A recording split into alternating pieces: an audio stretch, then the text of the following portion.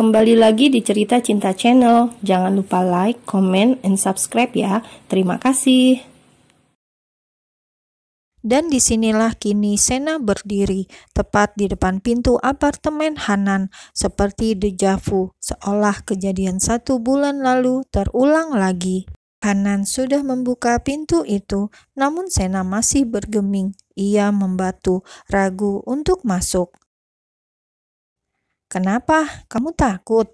tebak Hanan. Dan Sena hanya terdiam. Ia bahkan menunduk memperhatikan kedua kakinya sendiri yang hanya mengenakan sendal biasa. "Tatap mata aku saat aku bicara," ucap Hanan dengan suara lembutnya, suara yang terdengar begitu menenangkan. Perlahan Sena mengangkat wajah dan membalas tatapan itu. "Aku tidak akan melakukannya tanpa seizinmu. Bahkan saat kamu tidak memakai sehelai benang pun di hadapanku, aku tidak akan melakukan hal itu tanpa izinmu," jelas Hanan bersungguh-sungguh. Ia sungguh menginginkan Sena untuk berada di sampingnya, meskipun rasa ingin menyatu begitu menggebu, namun sekuat tenaga akan dia tahan. Mendengar itu, Sena menggeleng kecil, tidak percaya, apalagi saat mengingat Hanan begitu sering menciumi bibir, leher, dan dadanya, meski saat berada di kantor. "Kamu tidak percaya?" "Tidak," jawab Sena lirih. "Kalau begitu, ayo buktikan malam ini. Jika aku sampai melewati batas, kamu boleh memotongnya sampai habis," goda Hanan, dan dengan cepat Sena mencubit lengan dedinya ini sampai Hanan benar-benar merasa kesakitan. "Ampun," mohon Hanan, dan barulah Sena melepaskan cubitannya. "Ayo masuk," ajak Hanan dengan menggandeng tangan Sena. Semuanya masih sama, tidak ada yang berubah. "Kita tidur di sini," ucap Hanan saat sampai di sebuah kamar yang dulu pernah mereka gunakan untuk menyelesaikan kesepakatan. Baru masuk, Sena sudah merinding, tubuhnya bergetar ketika ingatan malam itu datang beruntun. Ketika ia mendesah begitu keras saat Hanan menyentakkan kuat, bahkan Sena mengingat betul saat ia memohon ampun agar Hanan menghentikan permainannya. "Sen," panggil Hanan karena Sena hanya terdiam, melamun, sibuk dengan pikirannya sendiri. Om," jawab Sena canggung. Ia bahkan mengusap tengkuknya yang sudah bergidik. "Malam ini kita tidur di sini, malam-malam berikutnya juga," jelas Hanan, lalu menarik Sena, mendudukkan sang gadis di sisi ranjang. "Hanya tidur," jelas Hanan, tahu apa yang menjadi pertanyaan Sena dari tatapannya itu. "Tinggallah di sini dan aku akan sering berkunjung," jelas Hanan lagi. Melihat Sena yang hanya terdiam, ia pun bergerak untuk memberikan sebuah kecupan yang jatuh tepat di atas bibir Sena. "Baby, percayalah pada aku," ucap Hanan setelah melepaskan kecupannya, berbicara tepat di hadapan Sena, hingga nafas keduanya saling bertemu. Dengan wajah yang merona itu, Sena mengangguk. "Bagus," ucap Hanan, lalu mengelus pucuk kepala Sena dengan sayang. Setelah membersihkan dirinya, Hanan ikut berbaring di sebelah Sena. Ia bahkan menyingkirkan guling yang sengaja Sena letakkan di antara mereka. "Tidur di sini," titah Hanan sambil menepuk lengannya. "Di sini saja, Om," tolak Sena lirih. Ia pura-pura menguap seolah begitu mengantuk, meski jantungnya berdetak begitu cepat.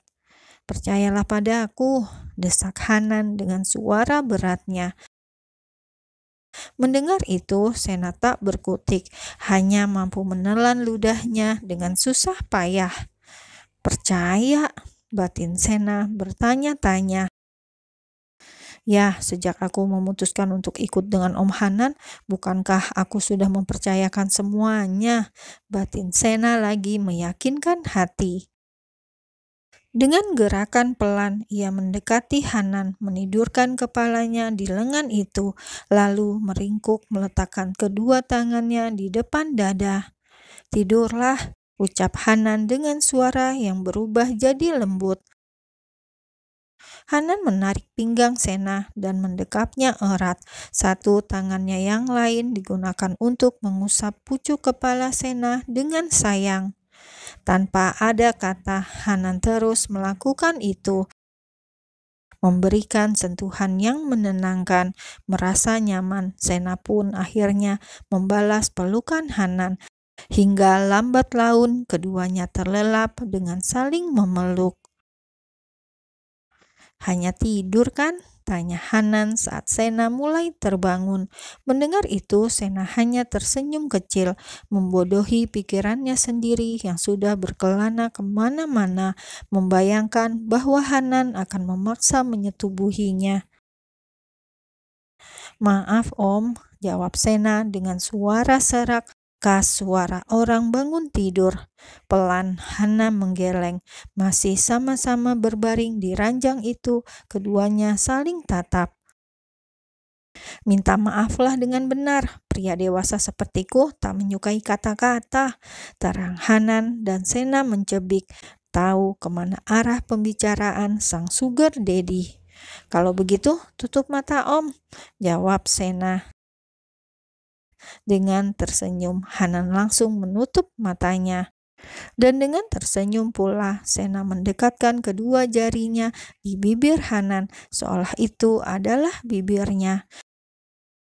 Tapi sayang, saat hendak kembali menarik tangannya sendiri, Hanan lebih dulu mencekal.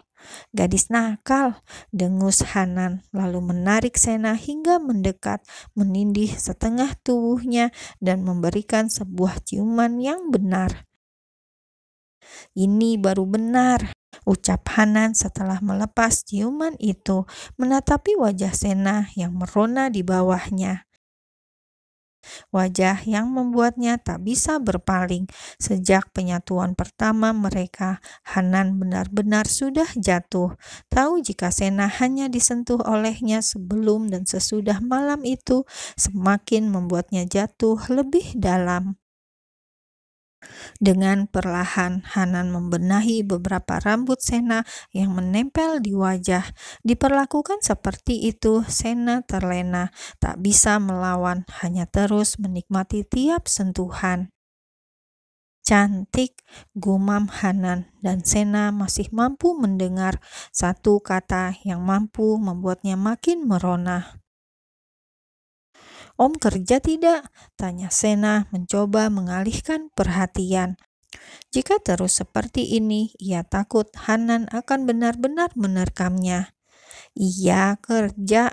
Kita berangkat sama-sama ya," ajak Hanan, dan Sena nampak berpikir. "Bagaimana kalau ada karyawan lain yang tahu? Bukannya kita harus sembunyi-sembunyi?" tanya Sena dengan wajah seriusnya. Mendengar pertanyaan itu, Hanan lagi-lagi tersenyum. "Pertama, kita berhenti di basement kantor. Tidak akan ada yang melihat. Kedua, kalaupun ada yang melihat, pasti mereka berpikir aku memberikan tumpangan padamu." Hanan menerangkan, masih dengan posisi yang sama, menindih setengah tubuh Sena dan menikmati cantiknya gadis ini dari bagian atas. "Kecuali kalau mereka melihat kita saat sedang berciuman di kantor, itu yang bahaya," goda Hanan, dan Sena langsung cemberut. "Salah siapa? Sudah tahu di kantor malah cium-cium," kesal Sena di dalam hati, tak berani mengucapkannya. "Kalau begitu, saat di kantor, Om jangan menciumku," desis Sena, mencoba mencari keberuntungan. Jika seperti itu, kehidupannya di kantor akan lebih tenang.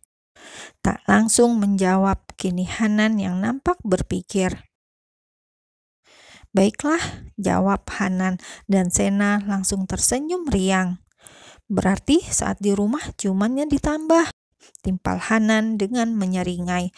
Belum sempat Sena menanggapi, mulutnya sudah lebih dulu dibungkam. bahkan tak main-main. Kini Hanan menelusupkan lidahnya masuk lebih dalam, menyesapnya tanpa ampun. Semalaman mendiamkan tubuh ini benar-benar membuatnya gila. Wanita yang tidak peka, pikir Hanan. Puas menciumi Sena dengan tangan yang berkelana kemana-mana, Hanan memutuskan untuk mandi lebih dulu, mengguyur hasratnya agar mereda dan meninggalkan Sena dengan keadaan yang amburadul, acak-acakan dengan baju yang tersingkap. Di kantor tidak ciuman, tapi kenapa di sini jadi lebih parah? Gumam Sena heran. Melihat kepergian Hanan dengan pikiran yang beradu, malah merasa rugi dengan kesepakatan yang dibuatnya sendiri.